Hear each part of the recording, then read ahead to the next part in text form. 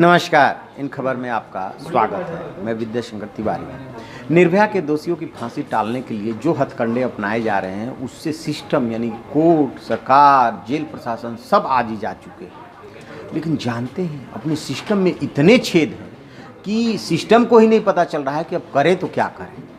ताज़ा वाकया सुनिए। आरोप ये लगा है कि विनय को धीमा जहर दिया जा रहा है। 4 दोषियों में से एक है। चलिए ठीक है, ये एपी सिंह साहब हैं, उनके वकील हैं, कह सकते हैं, आरोप लगा सकते हैं, उनके पास ये अधिकार है।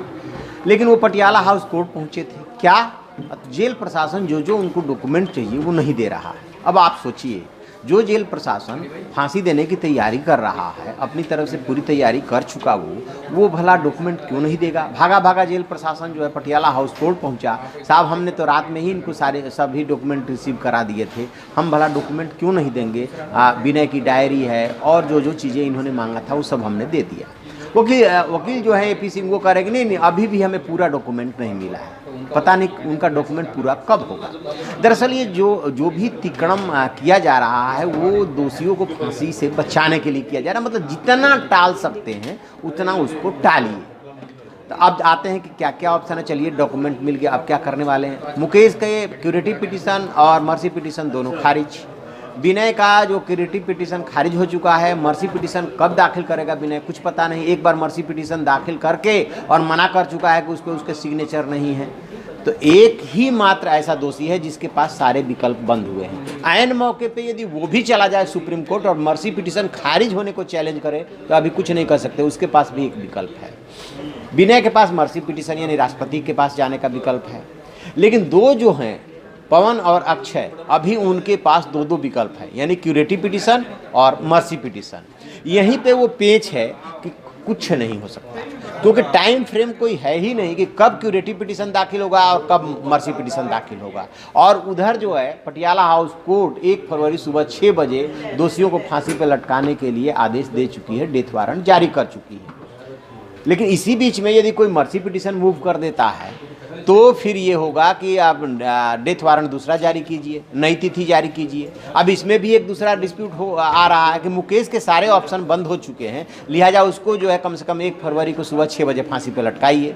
लेकिन अभी तक के जो उदाहरण हैं वो ये कह रहे हैं कि यदि एक ही मामला है, एक ही आरोप है तो एक को जो है फांसी पे नहीं लटकाया जाना चाहिए। हालांकि इसको लेकर के कोई क्लियर कट का नियम कानून नहीं है, सबको एक साथ में लटकाया जाना चाहिए। यदि इस वाले नियम पे जाते हैं कि सबको एक साथ लटकाया जाना चाहिए, यानी कि जो तीनों के पास अभी विकल्प है उसको वो आजमाएंगे, तब जाके मुकेश भी फांसी पे चढ़ेगा। अदरवाइज यदि दूसरे वाले विकल्प पे जाते हैं कि नहीं मुकेश के पास सारे ऑप्शन बंद हो चुके हैं, मुकेश को फांसी पे लटका देते हैं, तो फिर एक जो है यक्ष प्रश्न रह जाएगा कि बाय द वे आगे चल करके तीनों में से किसी की फांसी की सजा यदि उम्र कैद में तब्दील हो जाती है या मर्सी पिटीशन में कुछ ऐसा सजा घटा दी जाती है तो फिर क्या होगा। फिर मुकेश को कहाँ से जिंदा लौटाया जाएगा। ऐसा एक बार वाकया हो चुका है। तो बहुत सारे इसमें दाव पेच है और वही दोषियों के वकील जो है उन दाव पेचों को आजमा रहे हैं। खास तौर से इसमें जो वकील हैं एपी सिंह, उनका नाम आ रहा है कि वही सब कुछ कर रहे हैं और एक एक करके विकल्प या कागज़ न मिलने का बहाना ये सब जानबूझ करके किया जा रहा है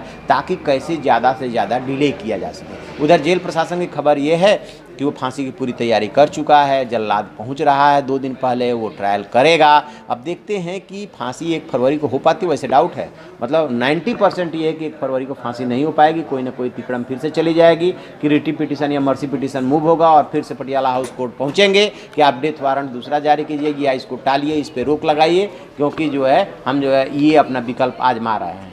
ये है पूरी कहानी।